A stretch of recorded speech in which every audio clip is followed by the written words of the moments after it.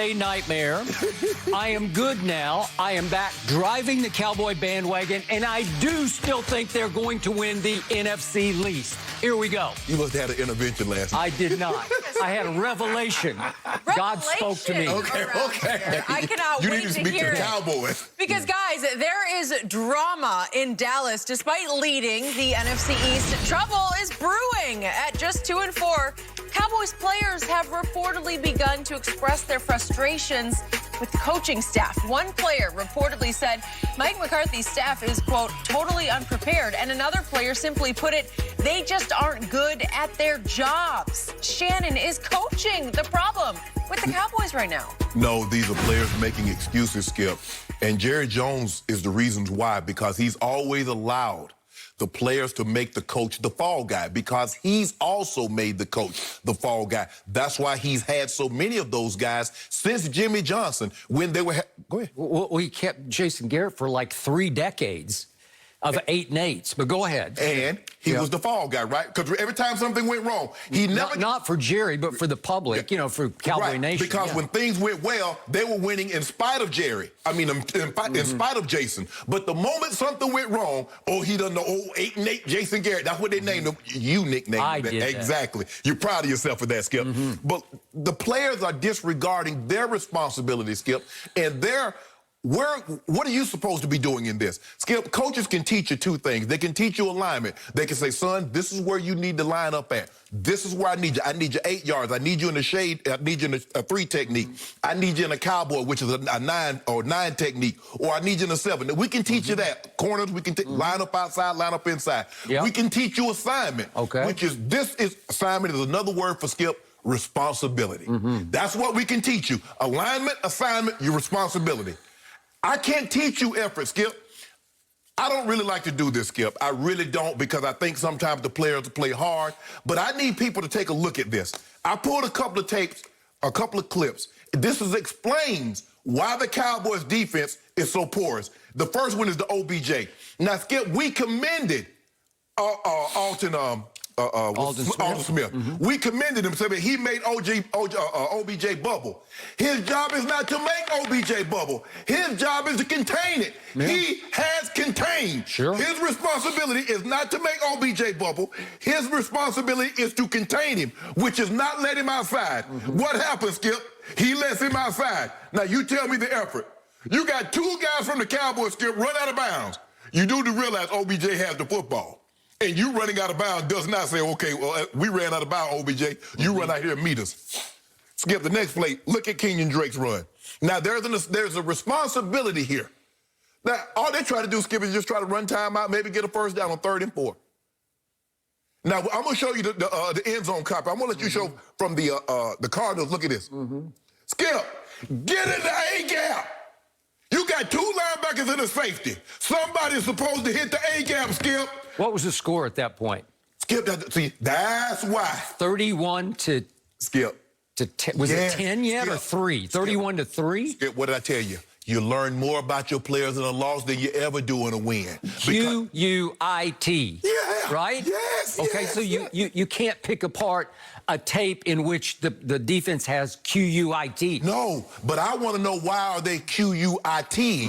That's what I need to know. I'm going to show you one more, Skip, and then I'm going to look at this touchdown run, the touchdown pass to Christian Kirk. Now, Skip, I don't really like to get tape. But Skip, they're in the cover 1. They cover 3 single high safety. Now, they got a guy that got zoned, that got hooked to flat, and they got this guy, the guy that's running the fastest behind the guy with the ball. I got a good indication he's at fault. Now, we're going to freeze it right here. Freeze it.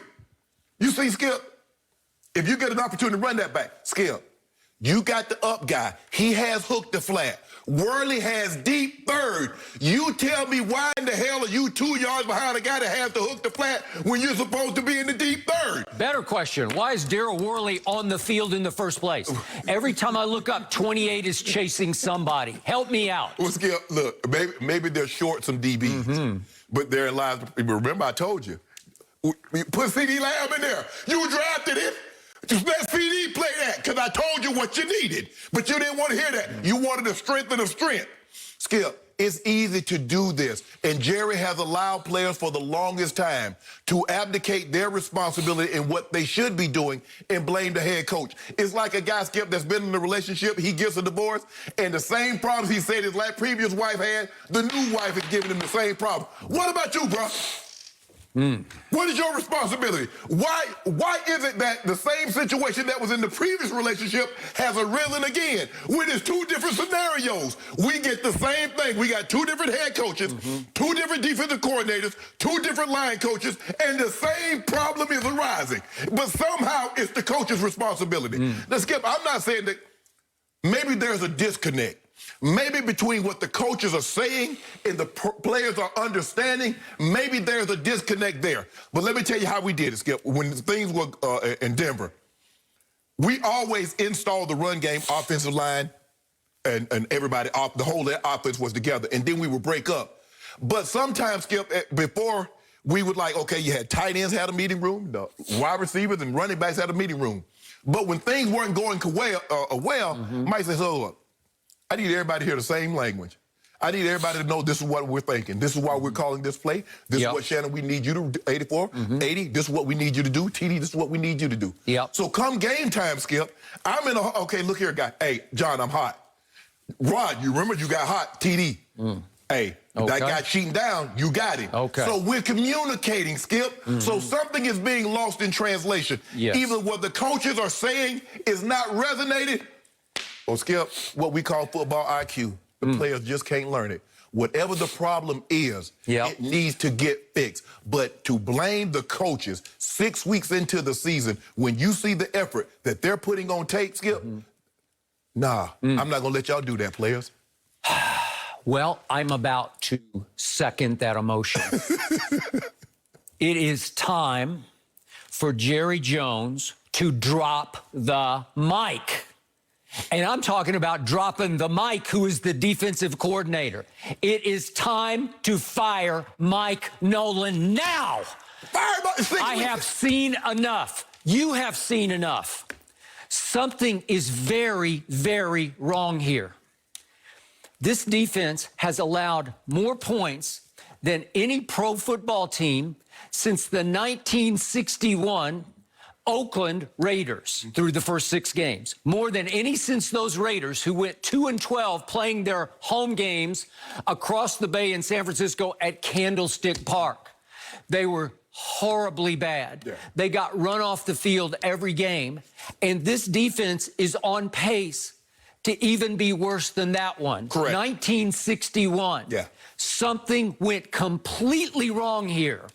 And I did first guess this because I said, how do you go get a Mike Nolan who hasn't been a defensive coordinator since 2014 in Atlanta, and he was 2012, 13, and 14 in Atlanta, and his defenses finished in 2012 24th in yards allowed, 2013 27th in yards allowed, and 2014 dead last in yards allowed. Those were his last 3 years as a DC.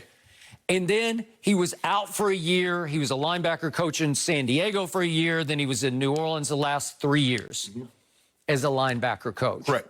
It's cronyism at its worst, because once upon a time, when Mike Nolan was the head coach of the 49ers, and by the way, he was not outstanding as a head coach, because his 4 years he went as head coach of the 49ers starting in 05. He went 4-12, 7-9, 5-11, and then 2-5 the next year and got fired. So let's just keep it in perspective. You knew Mike Nolan because he did coach with your Broncos way back when. He was there when I got there in 1990. And his father was also on your staff, if I'm not mistaken. Wasn't Dick Nolan on the staff? It might have been way before I got there. It wasn't much before you got there. But Mike was with me in Baltimore also. Also.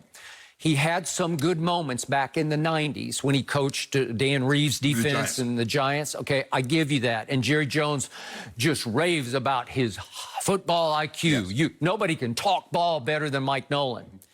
They're not hearing or they're not listening. They have tuned him out. And I believe in Jane Slater's report. I know it was only a couple of guys speaking anonymously, but the flashpoint quote is, the coaches don't teach. They don't have any sense of adjusting on the fly. Okay, now, why am I so down on Mike Nolan? Because I got to tell you, I still look back at the start of the year. The odds makers had the Dallas Cowboys as the